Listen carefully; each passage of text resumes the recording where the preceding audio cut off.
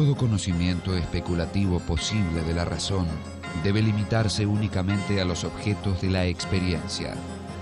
Ciertamente, aquí se dice que no podemos conocer esos objetos como cosas en sí, aunque, por lo menos, pueden pensarse. Pues si así no fuera, se seguiría de ahí la absurda proposición de que habría apariencias, fenómenos, sin algo que en ellas apareciera.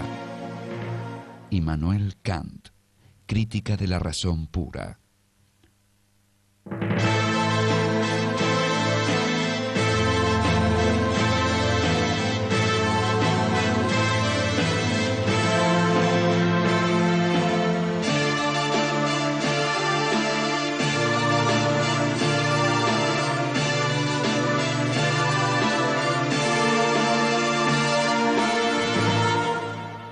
Immanuel Kant.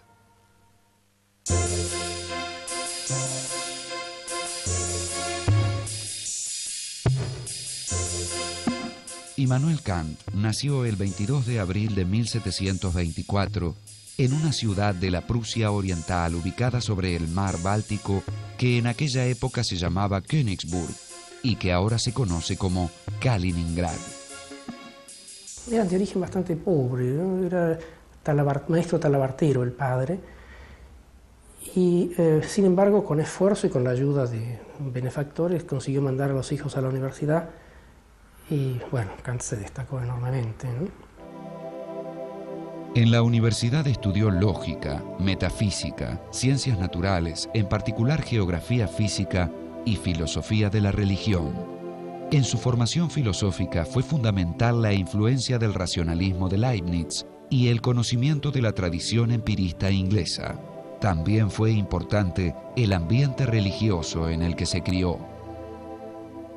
La madre era creyente en una, no sé si llamarlo secta o en una línea religiosa que se llama el pietismo, que hacía hincapié en un examen de conciencia extremadamente escrupuloso. La moral tenía que, o la conducta tenía que basarse en una pureza perfecta, y eso seguramente marcó el pensamiento de Kant, tanto en lo que se refiere a la escrupulosidad y minuciosidad del pensamiento en general, como también en lo que se refiere al rigorismo en lo moral. Kant se crió en un ambiente pietista, ¿cierto? Que es una variante del luteranismo germano.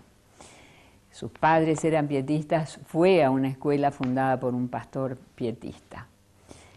Sin embargo, tomó distancia más tarde y respetando lo respetable del pietismo, sencillamente descalificó la forma de piedad, la forma de mostrar públicamente la piedad, cierto tipo de supersticiones. Una vez finalizados sus estudios, Kant se empleó como preceptor de familias nobles. En 1755 presentó una tesis sobre temas físicos y consiguió el título que lo habilitaba para dar clases. Pocos años después, consiguió también el cargo de ayudante en la Biblioteca Imperial. Esto tiene una consecuencia muy interesante después, muchos años después, cuando Kant se pone a escribir acerca de la filosofía política de la época, cuando compone ese tratadito sobre la paz perpetua, que es probablemente el más traducido y el más leído de todos los de Kant, porque en ese tratado y en otros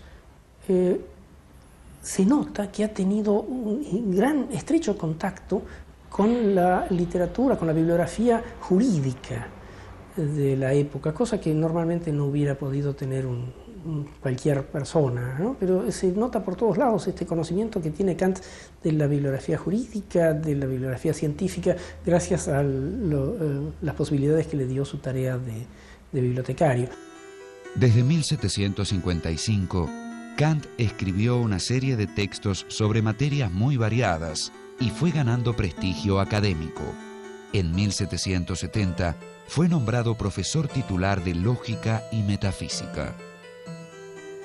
Para entonces Kant había escrito ya varios libros, pero en 1770, cuando es nombrado profesor titular o catedrático en la Universidad de Königsberg, tiene que dar una disertación inaugural y expone en latín un tratado sobre los principios del mundo sensible y del mundo inteligible, que realmente es una inmensa novedad en la filosofía de la época. En esta obra introduce la inmensa innovación de presentar al espacio y al tiempo como formas del mundo sensible y por tanto no como algo que está en el mundo, sino como algo que está en la mente que se enfrenta a ese mundo.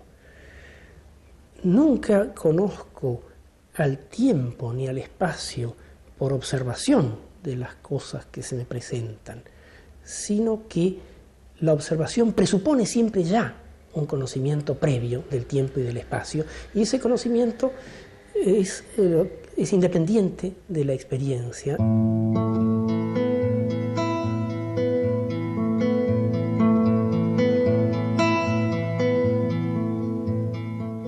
El éxito de su exposición lo impulsó a desarrollar una de las obras más importantes de la modernidad, la Crítica de la razón pura.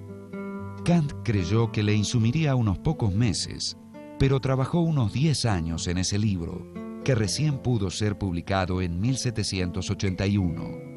En esos años, estuvo a punto de casarse un par de veces, pero desistió, considerando que el matrimonio sería una grave distracción para sus investigaciones. Dedica 10 años a una meditación constante, se conservan gran parte de los borradores, de los papeles, de las notitas que iba haciendo durante ese tiempo, en una meditación constante destinada sobre todo a resolver un problema que en la disertación del 70 no le había quedado claro, que es cómo es posible que el pensamiento, podría uno decir, siempre que no lo tomáramos de manera psicológica, que la mente, la inteligencia, que genera a partir de su propio fondo estas ideas o estas representaciones como espacio, tiempo o algunos conceptos como sustancia, existencia, que no las aprende de las cosas sino que las genera espontáneamente, ¿cómo es posible que con esas representaciones generadas independientemente de toda experiencia, sin embargo vaya a los objetos, las aplique y los objetos sean concordantes con estas representaciones? Muchos años después yo he leído que Einstein, en un trabajo sobre geometría, se hace la misma pregunta. En la Crítica de la razón pura, Kant investigó si era posible y cómo el conocimiento matemático, físico y metafísico, en tanto conocimiento con pretensión de universalidad y necesidad. Según Kant, no debemos considerar cualquier conocimiento desde sus objetos, sino, inversamente, los respectivos objetos que hacen posible nuestro conocimiento de ellos. Kant llamó a esta inversión giro copernicano, por analogía con el audaz gesto de Nicolás Copérnico, que, en vez de considerar que el Sol giraba en torno a la Tierra, pensó a ésta girando alrededor del Sol.